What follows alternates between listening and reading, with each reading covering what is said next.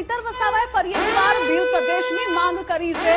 તેમણે પણ કહ્યું છે કે સિસ્ટમ પર જે લોકો બેઠેલા છે, જે મોટા હોદ્દા પર લોકો બેઠેલા છે, તે આપણા નથી, માટે આપણે સૌએ ભેગા મળી અને આપણે આગળ આવવું પડશે। તેમણે સરકાર પર પ્રહાર કર્યા છે। પહેલી વખત માંગ નથી કરી, આ પહેલાથી તેઓ ભીલ પ્રદેશની માંગ કરી રહ્યા છે। જો કે આ ભીલ પ્રદેશની માંગ સૌથી પહેલા મુફદ્દલ અંગ્રેજોએ પણ કરેલી અને ત્યારથી, પરંતુ કોઈ સંજોગો વસાત ત્યારે એ મુદ્દો સાઈડમાં રહી ગયો હતો અને બાદ છેલ્લા ઘણા દિવસોથી ભીલ પ્રદેશની માંગ એ ચૈતર વસાવા કરી રહ્યા છે। સરકારે જે પણ વાયદાઓ કર્યા છે તે અધૂરા છે। આ સાથે તેમણે નર્મદાનું પાણી એ દરેક લોકો સુધી પહોંચી રહ્યું છે। એ જ નર્મદા માટે જેને જમીન આપી છે તેને એ સુવિધાઓ નથી મળતી, જેના કારણે તે વંચિત છે અને તેમણે આ ભીલ પ્રદેશની માંગ કરી છે। રૂવિશા, જેમ તમે શરૂઆતમાં કહ્યું કે ભીલ પ્રદેશની માંગણી એ કોઈ નવી વાત નથી। ઘણા બધા નેતાઓ માંગણી કરતા આવ્યા છે। ઘણા બધા નેતાઓની રાજનીતિનો એક પ્રમુખ મુદ્દો રહ્યો છે ભીલ પ્રદેશની માંગ।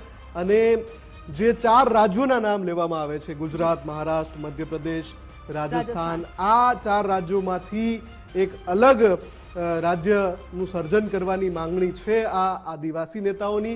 એમના કેટલાક મુદ્દાઓ પણ છે અને મુદ્દાઓની અંદર કેટલાક તર્ક પણ છે। એ તર્ક સાથે એ લોકો ગમે ત્યારે વાત રાખે છે, પણ વાત જ્યાં સુધી ચૈતર વસાવાની થાય, ચૈતર વસાવા યુવા આદિવાસી નેતા છે, ખુલીને બોલવા માટે જાણીતા છે। જ્યારે પણ એ જાહેર મંચ પરથી બોલે અથવા માધ્યમોની સન્મુખ થાય ત્યારે શબ્દો ચોરતા નથી। એમની જે વાત હોય, એમની રાજનીતિ કરવાની સ્ટાઇલ જ આ છે। એમની લોકપ્રિયતાનું એક મુખ્ય કારણ પણ એ છે કે ચૈતર વસાવા રાજનીતિ ખુલીને કરે છે, શબ્દો ચોર્યા વિના બોલે છે। પણ છેલ્લા કેટલાક સમયથી તમે જુઓ કે ભીલ પ્રદેશ એમની રાજનીતિનો એક મહત્વનો હિસ્સો રહ્યો છે। જાહેર મંચ પર જ્યારે આવે તો ભીલ પ્રદેશની વાત જરૂરથી ઉચ્ચારે છે। અને જ્યારે છેલ્લે એમણે ભીલ પ્રદેશને લઈને એવું કહ્યું હતું કે અમે આના માટે લડવા માટે તમામ તૈયારીઓ કરી લીધી છે, એવું જ્યારે કહ્યું હતું ત્યારે ભાજપના જે નેતા છે એમણે એમનો વળતો જવાબ આપ્યો હતો કે તમે આવી રીતે લોકોને ગેરમાર્ગે ના દોરો। એક્ઝેક્ટલી, ચૈતર વસાવા છે, લોકોને છેતરે છે, આ પ્રકારના શબ્દો વાપર્યા હતા અને પ્રહાર કર્યો હતો। એમણે કહ્યું હતું કે કોઈ રાજ્યનું સર્જન કરવા માટે બહુ લાંબી તૈયારીઓ જોઈએ છે, ઘણી બધી પરિસ્થિતિઓ જોવી પડે છે। એમાં ભૌગોલિક પરિસ્થિતિ છે, સામાજિક પરિસ્થિતિ છે, વસ્તીની દ્રષ્ટિએ અથવા તો જ્યારે એનું વિભાજન થાય તો એ વિભાજન કઈ રીતે ઓન પેપરથી લઈને ગ્રાઉન્ડ પર કઈ રીતે લઈ જવું, ઘણા બધા મુદ્દા હોય છે અને એ પછી એ રાજ્યનું સૃજન થઈ શકે। એટલે તમે આવી રીતે તમારી રાજનીતિ કરવા માટે આવું કરો છો, એવું ભાજપના નેતાએ વળતો જવાબ આપ્યો હતો। પણ ચૈતર વસાવા એ શબ્દોથી એમણે એમની વાત જરાય નથી બદલાય। ઉપરથી આજે એમણે એક દાવો પણ કર્યો ભીલ પ્રદેશને લઈને। શું દાવો કર્યો એ સાંભળીએ। હવે આવેદન નિવેદન તમે 2008 થી આપીને થાકી ગયા, હવે કરવાનું થતું નથી। હવે તમે એકવાર એમને પૂછી લો કે હવે શું કરવા માંગે છે જંગલ ખાતો અને પોલીસ વાળા, પછી અમને તમે જણાવો, અમે આવા તૈયાર છે। આવનારા દિવસોમાં જો લડાઈ કરવાની થશે તો આરપારની લડાઈ થશે। અમે અગાઉ પણ કીધું છે ને આજે પણ કહીએ છીએ, જ્યાં સુધી આદિવાસીઓને પોતાનું સ્વતંત્ર શાસન નહીં મળે, સ્વાયત્ત રાજ નહીં મળે, ત્યાં સુધી આપણે આવી જ રીતના લડવું પડશે, સંઘર્ષ કરવું પડશે, ચાલવાનું છે। આવનારા દિવસોમાં દેશનું 29મું રાજ્ય ભીલ પ્રદેશ આપણે બનાવવા માટે આગળ આવવું પડશે। આજે 50% લોકો જાગી ગયા છે, પોતાની પાર્ટી, પોતાનું સંગઠન, પોતાનું ધર્મ સંપ્રદાય ઘરે મૂકીને ભીલ પ્રદેશની માંગ સાથે સહમત બન્યા છે। ત્યારે આવનારા દિવસોમાં પણ આ ભીલ પ્રદેશની લડતને આગળ જવા માટે, આગળ ધપાવવા માટે આગળ આવવું પડશે, ત્યારે જ આપણો ઉદ્ધાર થશે એવું અમે સ્પષ્ટ માનીએ છીએ।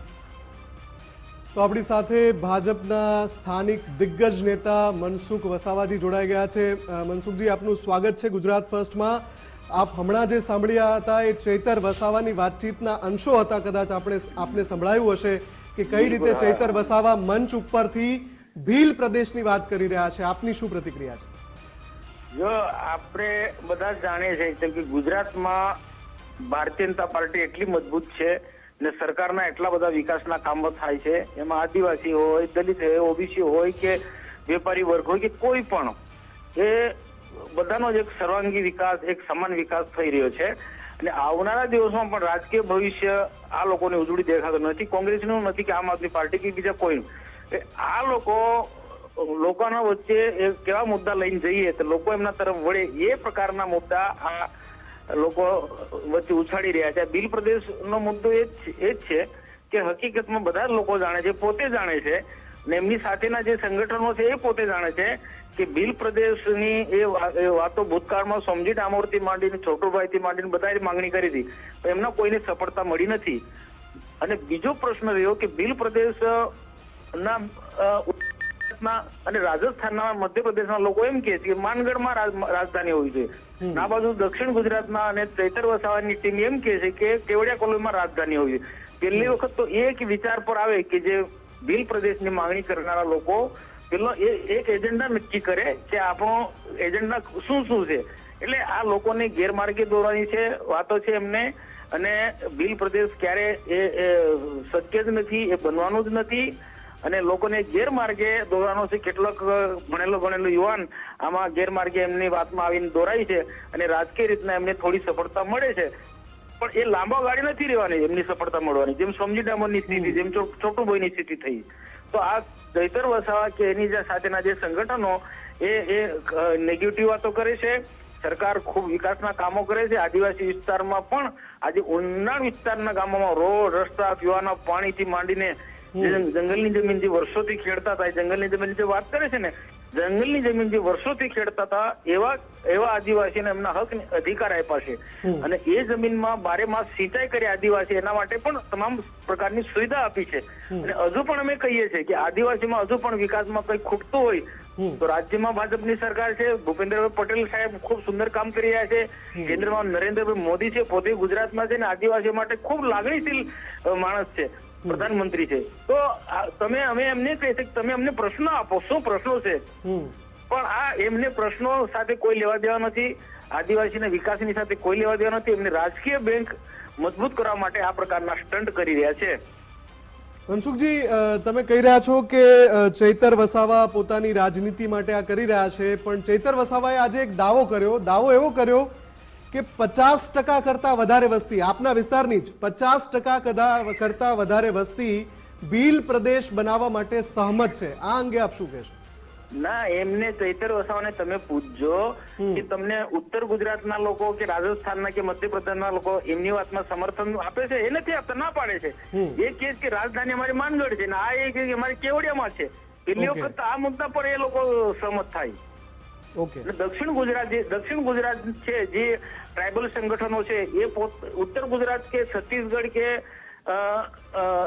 છત્તીસગઢ નહીં, માનગઢ કે પછી રાજસ્થાન અને મધ્યપ્રદેશની જે રાજનીતિ છે ભીલ પ્રદેશ વાળાની, એમની સાથે આ દક્ષિણ ગુજરાત નથી જોડાયો.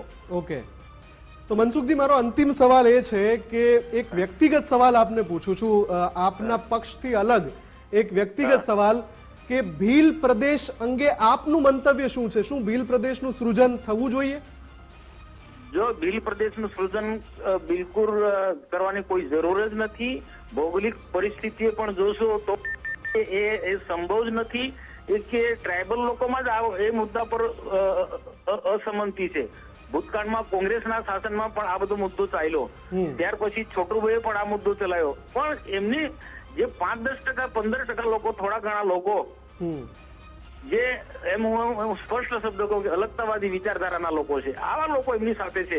બાકી રાષ્ટ્રીય પ્રવાહમાં જોડાયેલો આદિવાસી એ ભારતીય જનતા પાર્ટી છે અથવા તો મોટી રાજકીય પાર્ટી કોંગ્રેસ સાથે છે, આવા લોકો સાથે નથી.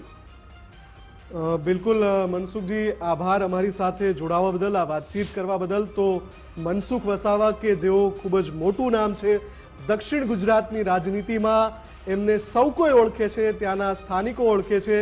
એમણે સ્પષ્ટપણે કહી દીધું કે ચૈતર વસાવા માત્ર ને માત્ર પોતાની રાજનીતિ ચલાવવા માટે આ કરી રહ્યા છે. જે પ્રદેશોના એ નામ લઈ રહ્યા છે, જેમાંથી અલગ ભીલ પ્રદેશ કરવાનો એમનો દાવો છે, એ બધા જ પ્રદેશના જે સ્થાનિક ભીલ સંગઠનો છે એમની વચ્ચે પણ સંકલનનો અભાવ છે, એવો આરોપ મનસુખ વસાવાએ અત્યારે આપણી સાથે લાઈવ જોડાઈને કર્યો છે. તો ધ્રુવિશા, ફરી એક વખત આ જે આની પહેલા પણ આ મુદ્દામાં એવું થયું હતું જ્યારે આપણે વાત કરી કે કુબેર ડિંડોરે જ્યારે જવાબ આપ્યો હતો ચૈતર વસાવાને, એમની પણ આ જ વાત હતી.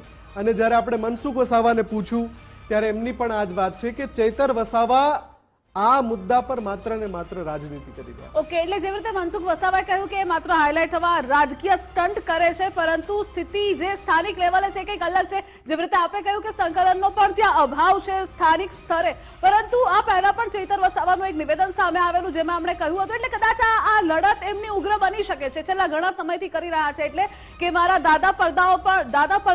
દાદાઓની પણ આ જ માંગ હતી. એમણે અનેક વખત આવેદનો આપ્યા, નિવેદનો આપ્યા, સરકાર નથી સાંભળતી, એટલે હવે અમારે ભેગા થઈને આ લડત લડવી જ પડશે. બિલકુલ, એટલે મેં જેમ અગાઉ કહ્યું એ પ્રમાણે ચૈતર વસાવા ખુલીને બોલવા વાળા છે, એટલે એમની જે વાત હશે એ આ રીતે પ્રસ્તુત કરતા રહેશે. પણ જ્યારે પણ કોઈ પ્રકારની આવી માંગણી થાય, દાખલા તરીકે બનાસકાંઠાના જિલ્લાના વિભાજનને પણ આપણે જોઈ રહ્યા છીએ કે એ વિભાજનની જાહેરાત માત્ર કરવાથી હજુ એનું અંતિમ નોટિફિકેશન પણ બહાર નથી પડ્યું. જાહેરાત કરવા માત્રથી કેટલા બધા વિવાદ થયા છે, કેટલા બધા લોકોએ વિરોધ વ્યક્ત કર્યો છે, ક્યાંકથી થોડું સમર્થન પણ મળી રહ્યું છે. એટલે આ બધાની વચ્ચે આ ખૂબ જ લાંબી ચર્ચાનો વિષય છે અને એ ચર્ચા આપણે આગળ કરીશું, પણ સમયનો અભાવ છે એટલે ચોથા મુદ્દા